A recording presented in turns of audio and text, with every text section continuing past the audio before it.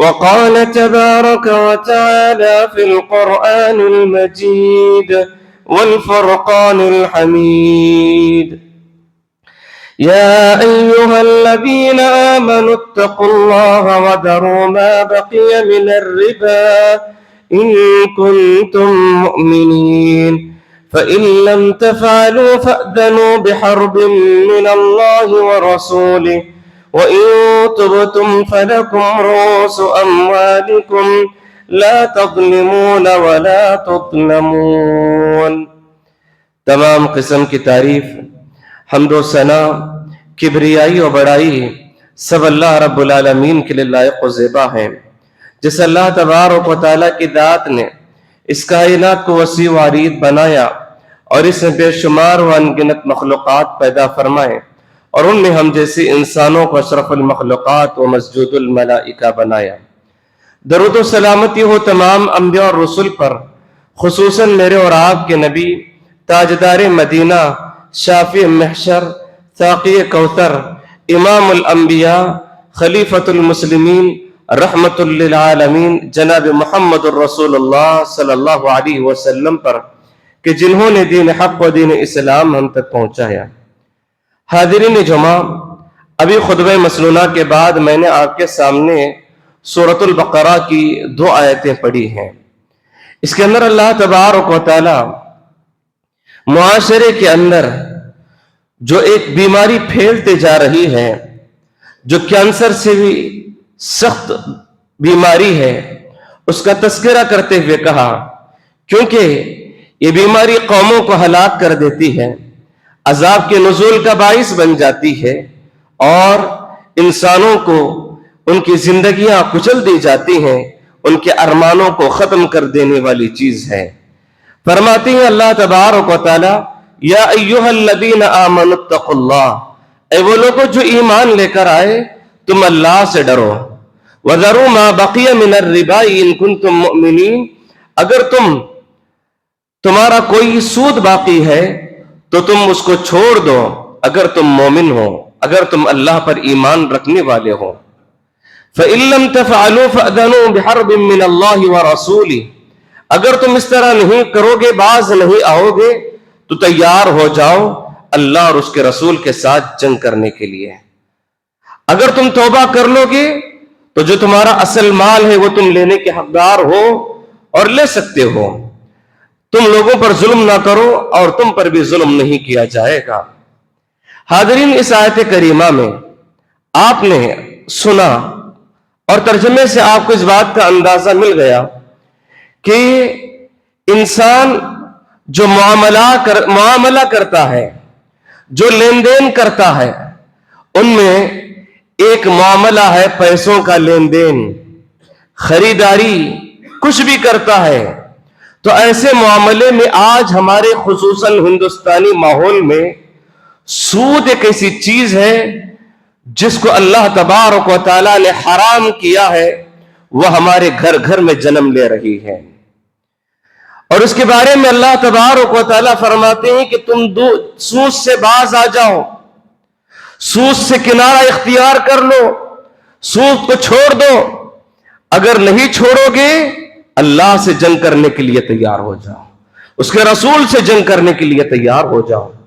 یہ اللہ تبارک و تعالیٰ قرآن مجید میں جو سود سے باز نہیں آتا، جو سود سے ہٹ دھرمی اختیار کرتا ہے، سود کی لت میں لگا رہتا ہے، گویا وہ اللہ اور اس کے رسول کے لیے جنگ کرنے کے لیے تیار ہو گیا، ان کے ساتھ ان کے اللہ اور اس کے رسول کے خلاف کھڑا ہو چکا ہے وہ انسان۔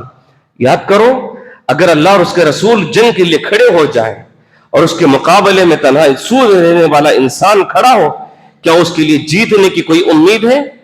کیا اللہ کے ساتھ اس کے مقابلہ کرنے کی طاقت ہے؟ اسے غور کرنے کی ضرورت ہے۔ جب ہم اللہ کا مقابلہ کر نہیں سکتے تو سود سے باز آ جانا چاہیے۔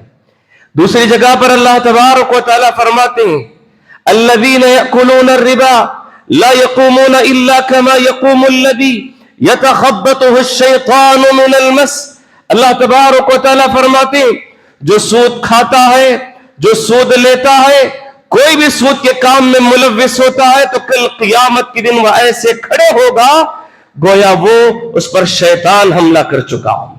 जिस तरह दीवाना पागल मजनून, जिस तरह शैतान उस पर गालिब आ गया, तो जिस तरह वो बेवकूफाना हरकतें करता है, वैसे कल क़ियामत के दिन सूद लेने वाला, सूद के मामले में रहने वाला, ऐसे ही कल क़ियामत के दिन खड़े होगा।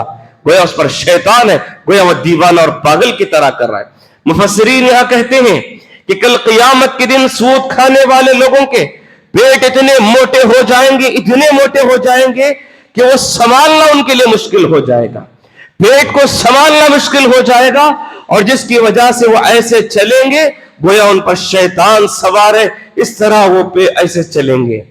इसके बाद अल्लाह के नबी सल्लल्लाहु अलैहि वसल्लम की हदीस, हजरत अबू हुरैरा रज़ी अल्लाहु अन्हु रावी हैं, फरमाते हैं कि प्यारे नबी सल्लल्लाहु अलैहि वसल्लम ने फरमाया, इज्तनिबु सबअल मूबिकात, 7 हलाक करने वाले गुनाहों से बचो। वो 7 हलाक करने वाले गुनाह कौन से हैं? यहां पर एक बात याद रखें कि हर गुनाह इंसान को हलाक करने वाला है, हर गुनाह इंसान को बर्बाद करने वाला है, हर गुनाह इंसान को जहन्नम की तरफ ले जाने वाला है। लेकिन प्यारे नबी सल्लल्लाहु अलैहि वसल्लम 7 ऐसे गुनाहों को सेलेक्ट करके बताते हैं, ये गुनाह तुम्हें तहस नहस कर देंगे, तुम्हें हलाक को बर्बाद कर देंगे, तुम्हारी जिंदगियां बेसुकून हो जाएंगी।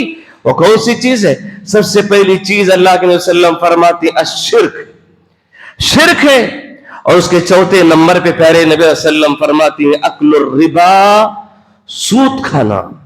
सूद इंसान को तबाह और बर्बाद कर देने वाला है।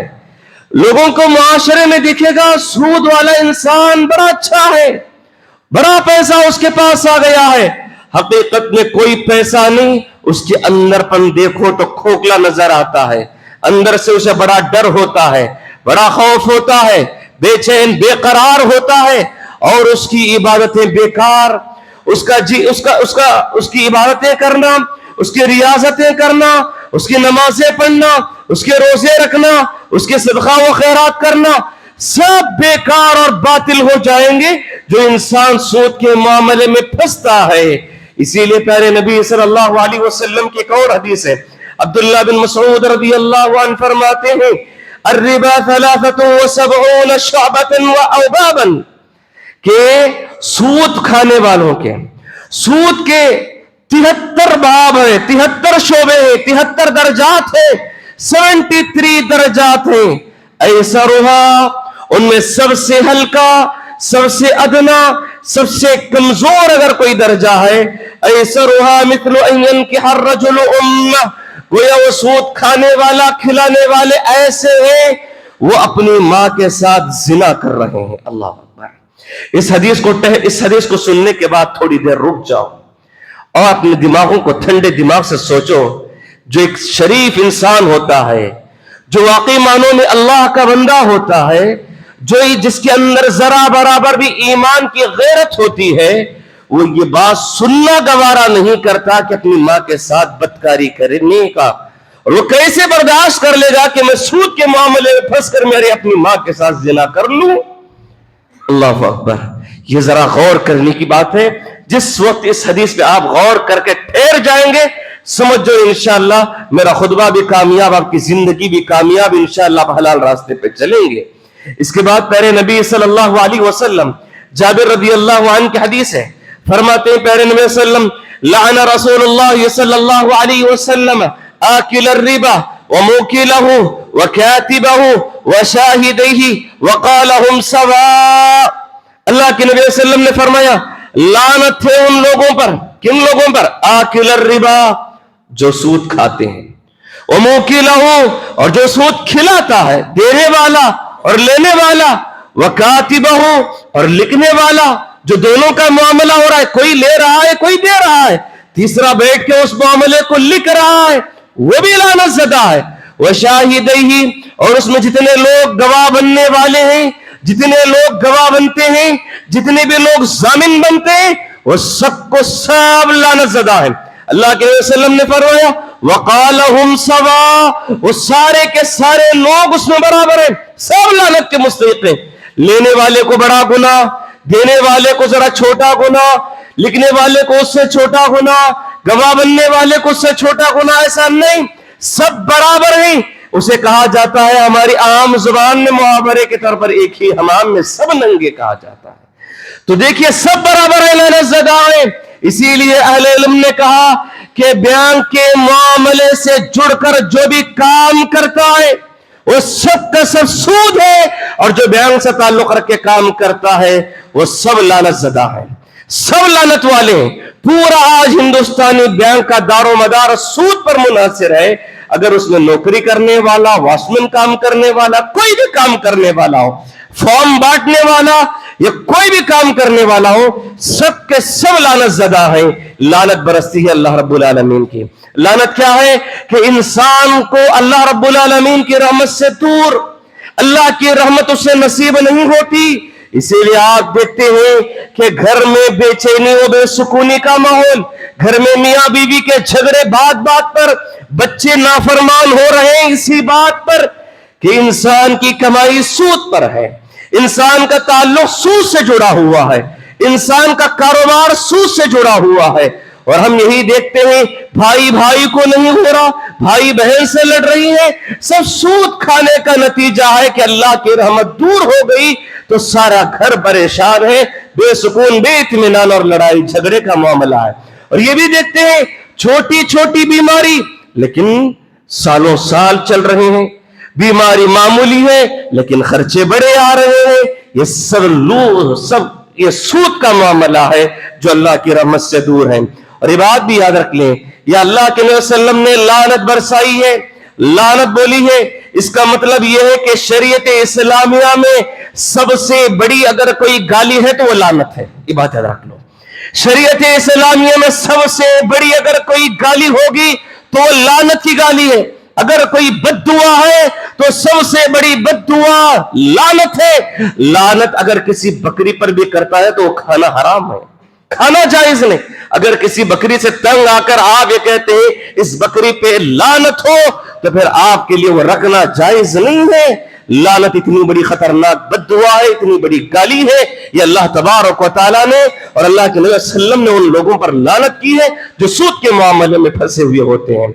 इसी तरह प्यारे नबी सल्लल्लाहु अलैहि वसल्लम के ताल्लुक से एक और हदीस में समूरा बिन जुंदुब रदियल्लाहु अन्हु रावी हैं, फरमाते हैं कि अल्लाह के नबी सल्लल्लाहु अलैहि वसल्लम सो रहे थे, ख्वाब में देखते क्या है कि दो फरिश्ते आए और उन्हें पाक सर जमीन की तरफ लेकर गए, एक अच्छी जमीन के पास लेकर गए। और वहां जाने के बाद अल्लाह के नबी सल्लल्लाहु अलैहि वसल्लम को कई मनाजिर दिखाई दिए, बहुत सारे मनाजिर उनके सामने आए। उनमें से एक मंजर ये भी था कि एक इंसान है जो खून की नदी है, खून का तालाब है, खून की बहती हुई नदी है, और ऐसी जगह पर वहां पर एक इंसान तैर रहा है और वहां से निकलकर किनारे आना चाहता है, लेकिन उसके पास किनारे में एक फरिश्ता बड़ा पत्थर लेके खड़ा हुआ है। जैसे ही वो किनारे में आता है वो बड़ा पत्थर लेकर उसके सर पे डाल देता है और इंसान फिर फिसल कर वहां दरमियान में चला जाता है। अल्लाह ताला वही सजा देता है जो दुनिया में करता है। सूद लेने वाला इंसान लोगों का खून चूसता है, लोगों की खून मेहनत की पसीने की कमाई हुई को चूस चूस कर खा जाता है, जिसके लिए अल्लाह तबारक व तआला उसे भी कल क़यामत के दिन सूद की जो सजा है वो यही बताई कि वो खून की नदी में तैर रहा होगा, वहां से निकलने की कोशिश करेगा तो पत्थर से मारकर उसे डाल दिया जाएगा। और अल्लाह के नबी सल्लल्लाहु अलैहि वसल्लम ने पूछा ये इंसान कौन है, तो अल्लाह साहब फरिश्ते फरमाए, जिब्राइल अलैहिस्सलातु वस्सलाम फरमाते हैं ज़ाका आकिलुर रिबा, अल्लाह के नबी ये वो इंसान है जो दुनिया में सूद खाया करता था। इसके बाद आगे बढ़ते हैं, अल्लाह के नबी सल्लल्लाहु अलैहि वसल्लम की एक और हदीस है, फरमाते हैं लयअतियन्ना अलन्नास ज़मानुन, मेरी उम्मत में एक दौर आएगा, मेरी उम्मत में एक जमाना ऐसा आएगा, ला युबालिल मर्उ, कोई इंसान किसी बात की फिक्र नहीं करेगा। वो इंसान कैसी फिक्र नहीं करेगा, अमिनल हराम अमिनल हराम, ये माल जो आ रहा है वो हलाल तरीके से या हराम तरीके से, कोई परवाह नहीं, माल आ गया तो बस माल मेरे पास आ रहा है, बस हलाल हराम कोई तमीज नहीं होगी।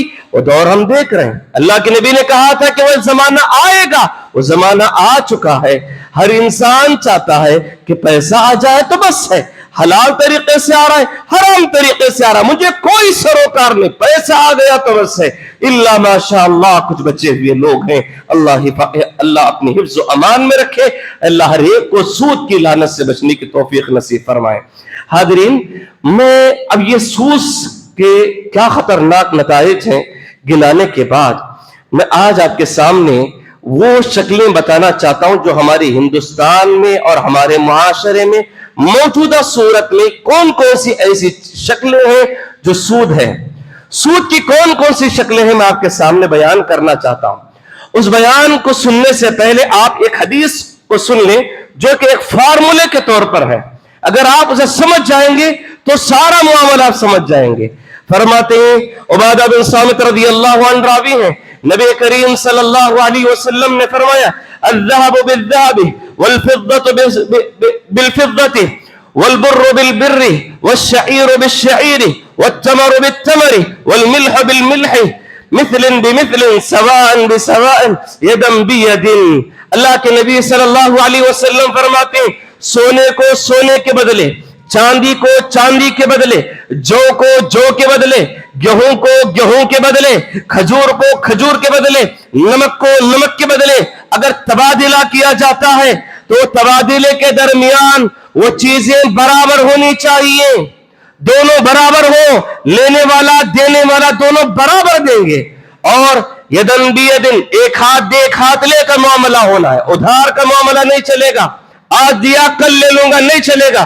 مثال کے طور پر آپ پرانا سونا دے کر نیا سونا لے رہے ہیں تو گرام کے اعتبار سے برابر ہی ہونا چاہیے. پرانا سونا ہو یا نیا سونا ہو اس میں کوئی فرق نہیں. اسلام نے کہا کہ پرانا سونا یا نیا سونا, جب تم پرانا دے کر نیا لے رہے ہو برابر برابر ہونا ہے. چاندی کے بدلے چاندی لے رہے ہو برابر گرام ہونی چاہیے. اگر آپ گیہوں کے بدلے گیہوں لے رہے ہیں اچھی کوالٹی کا ہے اور دوسرا کم کوالٹی کا ہے تو لیکن برابر ہوگا, کوالٹی کا اعتبار نہیں ہوگا. آپ 1 kg کے بدلے 1 kg لینا چاہتے ہیں تو 1 ہی kg لینا ہے. آپ 1 kg اچھی کوالٹی کا اور سیکنڈ کوالٹی کا 2 kg دیں گے تو یہ سود ہو جائے گا. اسی طرح اللہ کے نبی صلی اللہ علیہ وسلم نے یہ بھی بات فرما دی کہ اس کے اندر یہ بھی اصول ہے کہ ایک برابر ہونا چاہیے. دوسری بات یہ ہے کہ اسی وقت آپ دیں گے اسی وقت لیں گے بھی. آپ ادھار نہیں رکھیں گے, آپ وہاں پینڈنگ رکھ کے نہیں آئیں گے. آج میں نے 2 کلو گیہوں دے دیا, کل جا کر میں 2 کلو گیہوں لینا چاہتا ہوں تو یہ سود بن جائے گا. اس لیے اللہ کے نبی نے فرمایا اسی وقت معاملہ ہونا چاہیے. یہاں پر اہل علم نے بھی بات لکھی ہے کہ جو آج کل کی کرنسی ہے کہ روپیہ ہے, ریال ہے, ڈالر ہے, یہ سب الگ الگ جنس ہے. تو روپے کے معاملے میں کر رہے ہیں تو برابر ہونا ہے. روپیے کے مقابلے میں ڈالر ریال خرید رہے ہیں تو کم زیادہ ہو سکتا ہے لیکن اسی وقت پہ ہو جانا چاہیے, اسی وقت ہینڈ بے ہینڈ ہونا چاہیے. ایک ہاتھ دے دوسرے ہاتھ سے لینے کا معاملہ ہونا ہے, اس میں تاخیر نہیں کر سکتے. یہ اللہ کے نبی صلی اللہ علیہ وسلم کی حدیث ہے جو فارمولے کے طور پر بتائی ہے. آئیے میں کچھ مثالوں کے ذریعے سے اور موجودہ حالات کے جو تناظر میں جو سود کی شکلیں چل رہی ہیں میں اس کو بیان کرنے کی کوشش کروں گا. سب سے پہلی چیز یہ ہے بینک سے قرضہ لینا. یہ تو کامن بات بن چکی ہے. بینک سے قرضہ لینا, بینک سے لون لینا, سراسر جہاں بڈی, انٹرسٹ, سود جو بھی نام آ جائے تو وہ سب کا سب معاملہ کیا ہے, سود پر ڈیپینڈ ہے. سود پر میں 1000 روپے بینک سے لیتا ہوں تو 1000 ہی دینا ہے. اگر میں کسی کے پاس سے 1000 روپے لیا تو 1000 روپے ہی دینا ہے. میں 1000 کے مقابلے میں 1001 روپیہ بھی دیتا ہوں تو وہ سود ہے. لینے والا بھی سود, دینے والا بھی سود اختیار کر رہا ہے. وہ لون آج چل رہے ہیں بینک میں, کون سا لون ہے؟ ایک تو business loan, home loan, education loan اور وہیکل لون. یہ تمام لون کیا ہے, سب سود پر جڑے ہوئے ہیں. کوئی بھی معاملہ صحیح نہیں. بینک سے آپ کوئی معاملہ کر رہے ہیں, لون لے رہے ہیں یا فائنانس سے لون لے رہے ہیں, سارا معاملہ سود سے جڑا ہوا ہے. اور جو سود لیتا ہے وہ سود لینے والے سود خوروں کے ضمن میں آ جاتا ہے, اس پر اللہ رب العالمین کی لعنت ہوتی ہے. لہذا کسی بھی معاملے میں سود نہیں لینا چاہیے, کسی بھی معاملے میں لون نہیں لینا ہے. کچھ لوگ یہ کہتے ہیں آگے بڑھ کر کہ نہیں مولوی صاحب एजुकेशन लोन ले सकते हैं, तालीम को आगे बढ़ाना है। तुम्हारे बच्चों की तालीम सूद के बेस पर क्यों रखते हो? अल्लाह ताला ने जितनी तुम्हें ताकत दी है, जितनी इस्तात दी है, उतना ही तुम्हें काम करना है, उतनी ही तालीम देना है। एजुकेशन लोन के नाम पर आप अपने बच्चों को पढ़ाओगे तो वो पढ़ाई तुम्हारी हराम में शुमार होगी, सूद के बेस पर जाएगी। इसके बाद एक और मसला है, वो है EMI का शिकार। EMI के बारे में आप थोड़ा यहां पर गौर से सुने। एक बड़ा मसला यह है कि मैं अगर किसी ताजिर के पास, किसी दुकानदार के पास जाता हूं और एक फोन लेता हूं, फोन लेते हुए कहता है कि ये 10,000 रुपए का फोन है। मैं 10,000 रुपए का फोन में कैश ले भी सकता हूं, 10,000 का मैं उधार भी ले सकता हूं, मैं 10,000 को महीना महीना करके 10 महीने में भी छुट्टा कर सकता हूं। इस्लाम में सब जायज है। और इसी तरह अगर दुकानदार ये कहता है कि अगर आप कैश देकर लोगे तो 10,000 रुपए, अगर तुम आप उधार लोगे या किस्तवार बनोगे तो ये 15,000 रुपए का फोन पड़ेगा। तो ये भी राजे कौल के मुताबिक जायज है। उधार दे रहा है, कैश लो तो आप 10,000 रुपए उधार लो, या तुम किस्तवार में दो तो तुम्हारे लिए 15,000 रुपए में मोबाइल पड़ेगा। शरीयत इस्लामिया से ये राजे कौल मालूम होता है कि ये भी जायज है। लेकिन ये मामला किसके दरमियान होना है? लेने और देने वाले के दरमियान मामला होना है। अगर तीसरा पार्टी कोई उसमें दाखिल होता है, जैसा कि फाइनेंस वाला, जैसा कि बैंक वाला अगर दाखिल होता है और दाखिल होकर कहता है कि आप EMI के जरिए से पे करो, EMI के जरिए से थ्रू से चलो, आपको सहूलत दी जाएगी, यहां सूद दाखिल हो जाएगा और यहां पर लेना जायज नहीं है, यहां लेना हराम है। क्योंकि तीसरा पार्टी इसके अंदर दाखिल हुआ, वो आपकी चैरिटी के लिए नहीं, वो आपकी खिदमत खल्क के लिए नहीं, बल्कि वो कमाने के लिए आया है, वो सूद वसूल करने के लिए आया है। लिहाजा इस बात को समझने की जरूरत है। इसी तरह जीरो EMI कास्ट के नाम से भी इंसानों को बुलाया जाता है, वो हकीकत में धोखा है। जीरो EMI कास्ट कुछ भी नहीं है, उसके अंदर भी सूद जुड़ा हुआ है। ये बारीकी को समझते नहीं। हम क्या समझते हैं? 0% है, कोई सूद नहीं, इस समझकर अंदर घुस जाते हैं। हकीकत अंदर अगर पता चलाएंगे, पता लगाएंगे तो मालूम हो जाएगा कि ये भी सूद से जुड़ा हुआ है। मालूम हुआ कि EMI के नाम पर अगर तीसरा पार्टी दाखिल होता है, आप बे करना चाहते हैं, तिजारत करना चाहते हैं, डायरेक्ट आप दोनों का मामला हो तो कोई बात नहीं है, लेकिन तीसरा पार्टी उसके अंदर दाखिल होकर किस्तवार में पैसा लेने की, EMI लेने की बात करता है तो ये सरासर सूद है। इसको उलमा ने हराम करार दिया है। इसी तरह हाज़रीन, वैलेट में पैसा रखना, वैलेट का सूद कैसे है कि कहा जाएगा आपके वैलेट में इतना पैसा रखोगे, इतने दिन तक, इतने महीनों तक या इतने साल तक रखोगे तो आपको कैशबैक मिलेगा, कैशबैक मिलेगा। इतना पैसा इतनी मुद्दत तक आप रखोगे तो कैशबैक दिया जाएगा। सरासर सूद है। वो एक मुद्दत तय कर रहा है, वो एक रकम तय कर रहा है, इतनी मुद्दत रखने के पर तुम्हें हम देंगे। वो क्या है? वो सूद पे वो काम कर कर आपको इंटरेस्ट दे रहा है, वो कैशबैक के नाम पर। इसी तरह कभी ये भी आता है कि अगर आपके बैंक से इतना ट्रांजैक्शन होता है कि इतने महीने के अंदर इतने हजारों, इतने लाखों का ट्रांजैक्शन करते हैं तो आपको कंपनी की जानिब से या आपको बैंक की जानिब से कैशबैक दिया जाएगा। ये कैशबैक लेना भी सूद है, हराम है, इसलिए कि ये वड्डी दे रहे हैं, इंटरेस्ट दे रहे हैं आपको इतना करने की वजह से। और इसी तरह इंसान जो सूद में फंस रहा है, एक चोर दरवाजा ये भी नजर आता है, क्या? चेक का। चेक जो खुसूसन जो बड़े हुकूमती मामले में कॉन्ट्रैक्ट लेते हैं, उनके लिए क्या कर दिया जाता है? चेक लिखकर दे देते हैं। मिसाल के तौर पर 1 लाख का चेक आप अभी विड्रॉ नहीं कर सकते, दिसंबर के महीने में, एक महीना छोड़कर, नवंबर का महीना छोड़कर दिसंबर में आप निकाल ले सकते हैं। उसके अंदर डेट भी लिख देता है। 1 महीना छोड़कर आपको विड्रॉ करना है, 1 महीने के अंदर नहीं ले सकते। 1 लाख रुपए, अब वो 1 लाख रुपए की चेक ले लिया, अब उसे पैसों की जरूरत है। अब ये क्या करता है? ले जाकर कहता है उन्हें 90 पर 5,000 रुपए दे दो और 1 महीने के बाद आप एक चेक विड्रॉ कर लो, 1 लाख रुपए रख लो।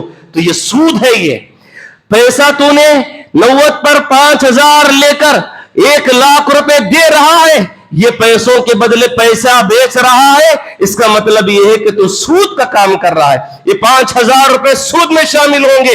اس طرح کا چک اگر کسی کو کم ریٹ میں دے کر زیادہ کم ریٹ میں لینا ہے اور ان کو زیادہ دینا ہے، یہ تمام کام کرنا کیا ایک چک کے معاملے میں یہ بھی سود میں شمار ہوتا ہے۔ اسی طرح گولڈ اسکیم خصوصاً خواتین بھی سن لیں اور وہ مرد حضرات بھی جو اپنی بیٹیوں کو اپنے بیویوں کو سونا دلاتے ہیں، وہ ذرا یہ بھی بات سن لیں کہ ہمارے پاس پرانا سونا ہے، مثال کے طور پر 50 گرام سونا ہمارے پاس ہے، مجھے ڈیزائن پسند نہیں آ رہا یا ٹوٹ گیا ہے، کچھ بھی ہو گیا ہے، اب مجھے نیا سونا چاہیے۔ کرتے کیا ہے کہ ہماری خواتین پرانا سونا ڈال کر نیا سونا لیتے ہیں۔ پرانا سونا ہمارا 50 گرام کا ہے، لیکن وہ دکان والا کہتا ہے کہ ہم سونے کے بدلے پیسہ نہیں دیں گے، سونا ہی دیتے ہیں۔ تو کہتے ہیں ٹھیک ہے، اچھی بات ہے، یہ لو 50 گرام سونا ہمارا ہے۔ اب وہ کہتا ہے نیا سونا 45 گرام تمہیں اس پر ملے گا، اس لیے کہ اس میں سارا کاٹ کوٹ کر اور پرانے سونے کے اعتبار سے ویلو کم کر کے ہم 50 گرام سونا لیتے ہیں، نیا سونا ہم 45 گرام 40 پر 5 گرام دیتے ہیں۔ اگر ڈائریکٹ سونے کے بدلے سونے کے کاروبار کرتا ہے تو سراسر سود ہے، یہ سود ہے یہ۔ اس لیے کہا گیا ٹھیک ہے ویلو کم ہوتی ہے، اس لیے اہل علم نے یہ طریقہ بتایا ہے کہ 50 گرام تم دینے کے بعد اس سے پیسہ لے لو، اس سے تمہارا پرانا سونا بیچ کر جو پیسہ ہوتا ہے پیسہ ڈیل کر لو، پہلے پیسہ حاصل کر لو اور اس کے بعد نیا سونے کی بے کرو، نیا سونا خریدو، پہلے پرانی ڈیل ختم کر دو اور اس کے بعد نیا سونا لینے کی ڈیل شروع کرو۔ یہ تو تمہارے لیے جائز ہوگا کیونکہ پرانا سونا تم نے پیسے کے لیے بیچ دیا، اب نیا سونا لینا ہے، اس کے لیے الگ بات کرنی ہے۔ ہم یہ نہیں کہہ سکتے 50 گرام سونا لے کر مجھے نیا 45 گرام سونا اس بدلے سونے کے بدلے میں سونا دو، یہ اسلام میں جائز نہیں ہے۔ جیسا کہ میں نے حدیث میں پڑھا کہ الذهب بالذهب، جو سونے کے بدلے سونے بیچتا ہے تو برابر لینا ہے۔ پرانا سونا 50 گرام دیا تو نیا سونا بھی 50 گرام آپ کو لینا پڑے گا۔ اب دکاندار تو نہیں دے گا، سود ہو جائے گا، اس لیے تم کیا کرو، پہلا اپنا پرانا سونا بیچ کر پیسہ لے لو، پھر اس کے بعد تم نیا سونے کی بات کرو، یہ تمہارے لیے جائز ہو سکتا ہے۔ اسی طرح سونے میں خصوصاً عورتیں آج اکاؤنٹ کھولتی ہیں گولڈ اسکیم کے نام پر، فراڈ کیسے، جو کہ سود کی طرف لے کر جاتے ہیں۔ سود کے چور دروازے ہر طرف کھلے ہوئے ہیں، لیکن ہمارے مسلمانوں کو سمجھنا نہیں آتا، کیوں؟ علم کی کمی ہے۔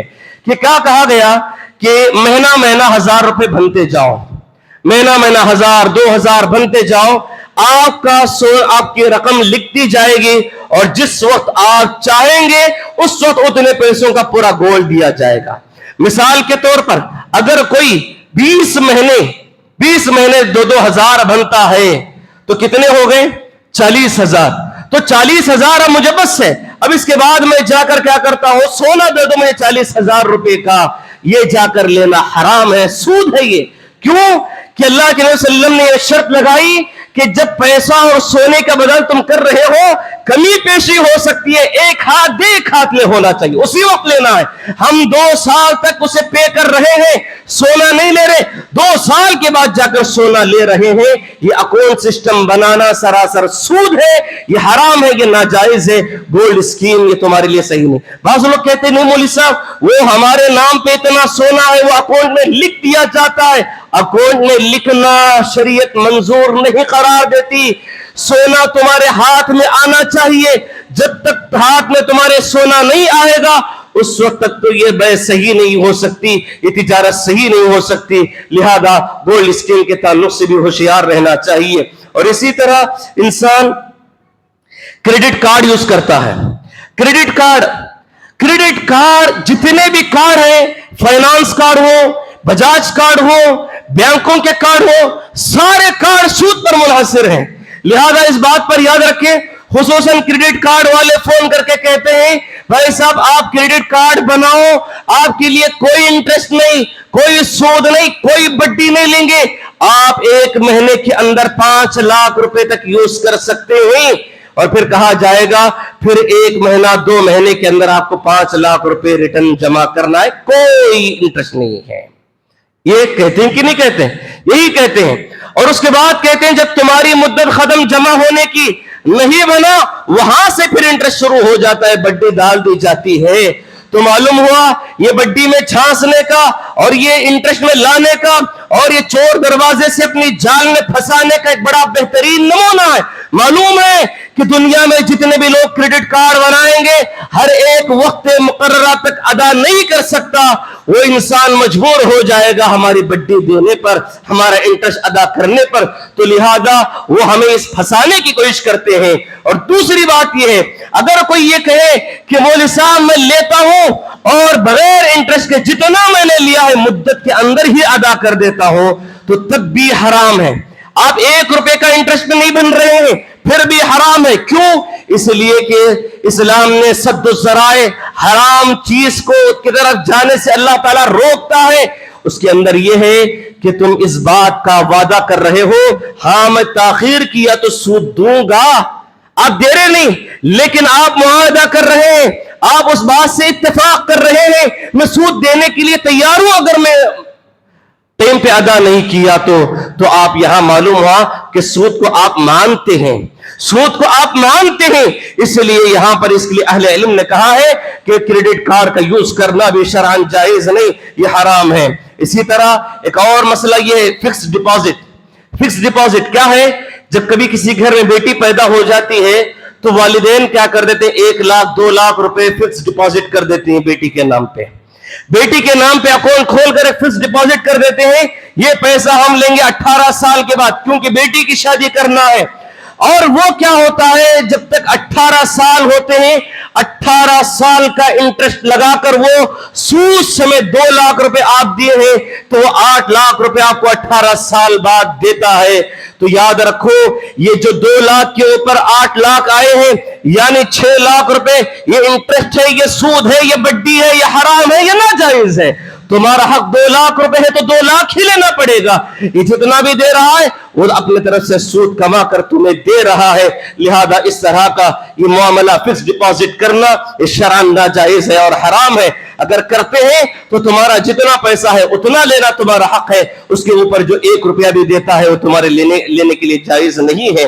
اسی طرح چٹی فنڈ, چٹ فنڈ کہتے ہیں, وہ ہے چٹی ڈالنا. ہمارے معاشرے میں ہر جگہ عام ہے چٹی ڈالنا. ایک ہے قرضہ جتنا لے رہے ہیں اتنا دے رہے ہیں, کوئی بات نہیں, کوئی حرج نہیں, لیکن چٹی میں ایک بات شکلیں ایسی ہیں جو حرام ہے, ناجائز ہے, سود کی شکل ہے. وہ کون سی؟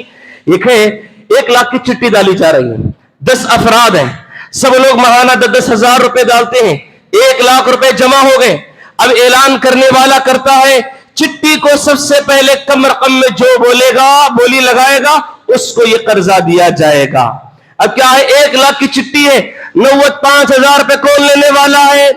اور کہتا ہے میں 95,000 میں لوں گا, دوسرا کہتا ہے میں 90,000 میں لوں گا, ایک اور کہتا ہے میں 85,000 میں لوں گا, اور ایک کہتا ہے 80,000 میں لوں گا. اور اس کے بعد کیا ہوتا ہے, جو بولی لگائی جاتی, جو کم کی بولی لگاتا ہے اسے وہ 80,000 روپے دیے جاتے ہیں, اور بقیہ 20,000 روپے یہ کمیٹی والے بانٹ کر کھا لیتے ہیں. اور جب وہ 80,000 روپے لیا تو 80,000 روپے جمع نہیں کر رہا, بلکہ اسے کہا جائے گا 80,000 لیا, 1 لاکھ روپے تو ہمیں دینا پڑے گا, 1 لاکھ روپے وہ جمع کرنا پڑے گا. تو اس سے سود وصول کیا جا رہا ہے. قرضہ اسے کہتے ہیں جتنا دیا اتنا لینا چاہیے.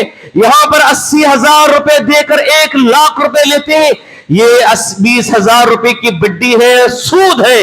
اس لیے اس طرح کی چٹی کرنا بھی جائز نہیں. اگر کسی اپنے افراد میں سے کسی کو دے رہے ہیں, جتنا دے رہے ہیں اتنا وصول کرو تو یہ جائز چٹی ہے, ورنہ یہ پھر حرام ہو جائے گی, سود ہو جائے گی. اسی طرح ہیوی ڈپازٹ کے نام پہ گھر لے جاتے ہیں, شرعاً ناجائز ہے. اور اسی طرح اس میں ایک تو شکل یہ ہوتی ہے, ہیوی ڈپازٹ پہ لے کر گھر میں کیا کرتے ہیں, بہانہ بنانے کی کوشش کرتے ہیں. کیا ہے کہ بڑے پیسے دے کر آپ لے لیا ایڈوانس میں, اور کرایہ دینے کے لیے کہتے ہیں کہ 500 روپے کرایہ, 200 روپے کرائے کے نام پہ. یہ حرام ہے. جائز شکل کو ناجائز شکل میں بدلنے کے لیے اور حرام کو حلال میں بدلنے کے لیے جو چور دروازے ڈھونڈے جاتے ہیں, اور یہ حرام شکل ہے جو اس طرح کرتا ہے. مارکیٹ میں گھر 10,000 کی ویلو ہے اسے, لیکن ہیوی ڈپازٹ کے نام پر وہ کہتا ہے میں منتھلی تمہیں 500 روپے دوں گا, मंथली तुम्हें 200 रुपए दूंगा, ये तो चोर दरवाजे हुए ना, ये तो सूद खाने का हराम तरीका हुआ ना। अगर आप 10,000 रुपए का किराए का घर आप 200 रुपए 500 रुपए में लेते हैं, 500 रुपए दे रहे हैं, तो 950 रुपए आप सूद खा रहे हैं। 9,500 रुपए आप सूद खा रहे हैं। तो इस तरह हुआ। तो ये तमाम शक्लें हराम है। और बाज लोग क्या कहते हैं कि हेवी डिपॉजिट पे लेकर खुद तो नहीं रहते, दूसरों को किराए पर रखकर उससे किराया खाते हैं। ये और सूद की बड़ी खतरनाक शक्ल है। तुमने लिया है अमानत के तौर पर और दूसरों को तुम देकर तुम क्या कर रहे हो, उससे किराया वसूल कर रहे हो और फिर तुम उससे खा रहे हो। ये तो नाजायज शक्ल हुई। और इसी तरह आगे चले देखते हैं इसके ताल्लुक से। देखिए कर्ज जो होता है इसके बारे में फार्मूला है, कुल्लु कर्ज़िन जर्र मनफ़अतन फहुव रिबा। जो भी कर्ज के मामले में इजाफा लेता है, कोई फायदा हासिल करता है, तो वह नाजायज है, हराम है, सूद है, फहुव रिबा। ये अल्लाह के नबी सल्लल्लाहु अलैहि वसल्लम की हदीस है। अब्दुल्लाह बिन अब्बास रज़ी अल्लाह अन्हु के पास एक शिकायत लेकर आया। एक शख्स आकर शिकायत की कि इब्न अब्बास बताओ कि एक मछली वाले ने मेरे पास 20 दिरहम कर्जा लिया है और जब भी उससे कर्जा पूछने के लिए जाता हो तो क्या करता है, मुझे कुछ मछलियां हदिये में देता है, तोहफे में देता है। मैं खाता नहीं, ले जाकर मार्केट में बेच देता हूं और उसके पैसा ले लेता हूं। पूछे अब्दुल्लाह बिन अब्बास रज़ी अल्लाह अन्हु, अब तक कितना पैसा जमा किए हो? कहने लगे 13 दिरहम तो मैंने जमा कर लिया है, 13 दिरहम मैंने कमा लिया है। तो इब्न अब्बास रज़ी अल्लाह अन्हुमा ने कहा कि अब तो तुम्हारे पास सिर्फ 7 दिरहम लेने की इजाजत है, अगर तुम इससे भी ज्यादा लोगे तो वो सूद होगा। अल्लाह अकबर। मालूम हुआ कि कर्ज लेने के बाद कोई इंसान तोहफा दे रहा है, एक तो मामला है पहले से उसका लेन देन चल रहा है, हदिये का लेन देन चल रहा है, उसके साथ उठना बैठना चल रहा है, लेकिन कर्जा लेने के बाद वो हदिया देने की कोशिश कर रहा है, तो ऐसी चीज जायज नहीं। पहले से चल रहा है तो कोई बात नहीं, लेकिन कर्जा लेने के बाद कोई हदिया दे रहा है तो हदिया लेना जायज नहीं, बल्कि सूद होगा। इसी तरह इमाम अबू हनीफा रहमतुल्लाह अलैह की मनाक़िब में, उनकी शान में, उनकी जिंदगी का एक वाक़या जिक्र किया गया। वो ये है कि एक शख्स को कर्ज दिए थे, कर्ज लेने के लिए वो गए तो चिलचिलाती धूप है, धूप में खड़े हुए हैं। वो अंदर से बाहर आया और आकर कहने लगा, अबू हनीफा क्या मामला है? कहने लगे मेरा जो कर्जा लिया वो दे दो। कहने लगा ठीक है कर्जा दे दूंगा, लेकिन आप धूप में क्यों खड़े हैं? मेरे घर का जो दरख्त है वो बड़ा सायादार है, वहां छांव में खड़े रहो।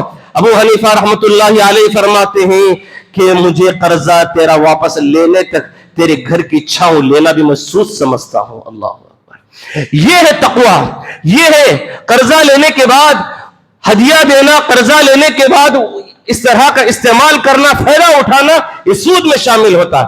बहुत सारे लोग क्या करते हैं, कर्जा दे दिए ना, अब वो कर्जा नहीं दे रहा, अब बात करे तो उसकी गाड़ी मांग लेना, अब वो इनकार भी नहीं कर सकता, गाड़ी मांग लेता कर्जा दे, तो इसलिए क्या करता है वो बार बार गाड़ी मांग लेता है, सवारी मांग लेता है, या कर्जा ले लिया है अब वो दे रहा नहीं, इसलिए जब भी उसके घर के पास आता हूं मेहमान बन जाता हूं।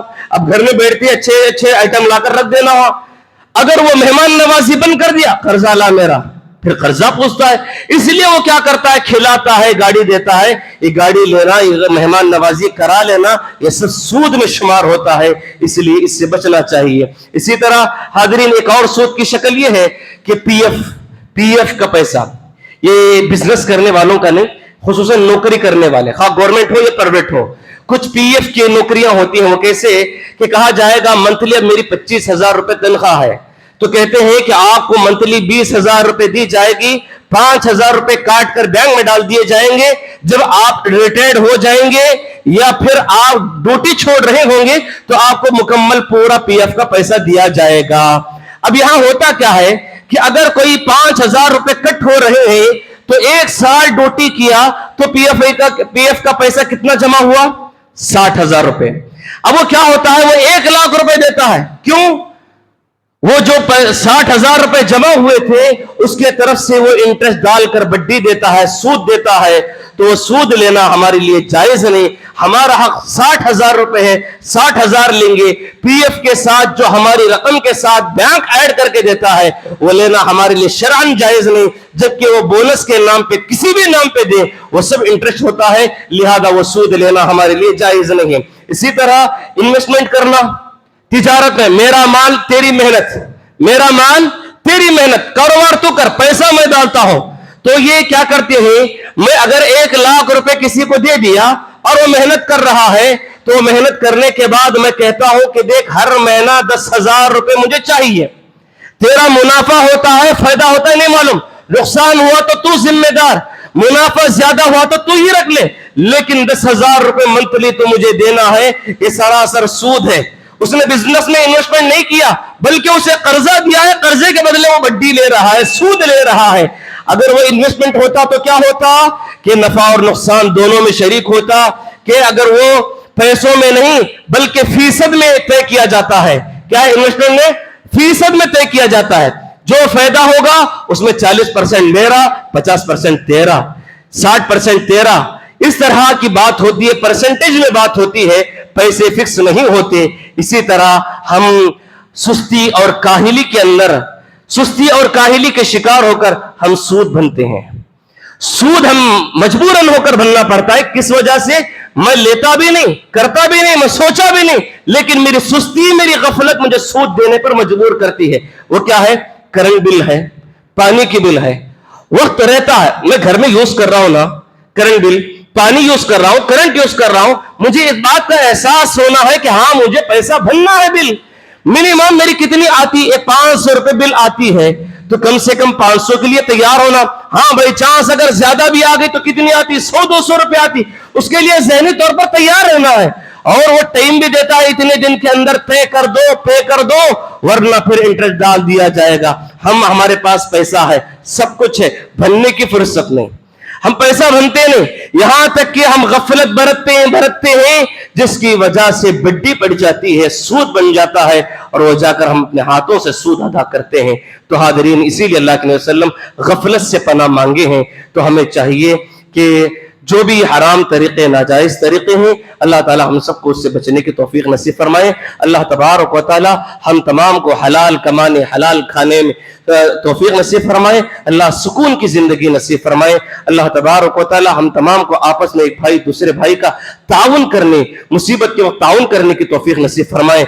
जो कर्जा हसना नहीं दे पा रहे हैं, जिसकी वजह से सूद में मुलविस हो रहे हैं, ऐ अल्लाह हर इंसान को एक दूसरे के वक्त जरूरत में ताउन करने की, उनको कर्ज हसना देने की तौफीक नसीब फरमाए। अल्लाह तबारक व तआला हमारी रोजी रोटी में, कमाई में बरकत अता फरमाए। अल्लाह हमारे घरों में सुकून, चैन और सुकून अता फरमाए। अल्लाह रब्बुल आलमीन जब भी बीमार है, अल्लाह उनको शिफाए कामिला अजला अता फरमाए। अल्लाह रब्बुल आलमीन इस तरह से हमारे अंदर कोई भी कमी होकर सूद के मामले में फंसकर हराम कमाई कमा लिए, अल्लाह हमें बाल बाल मग़फ़िरत फरमा दे। अल्लाह आइंदा जिंदगी हलाल तरीके में गुजारने की तौफीक नसीब फरमाए। बारकल्लाहु लना व लकुम फिल आयति व ज़िक्रिल हकीम, इन्नहु तआला जवादुन करीम व मलिकुम बर्रुफ़ रहीम रब्बुल आलमीन।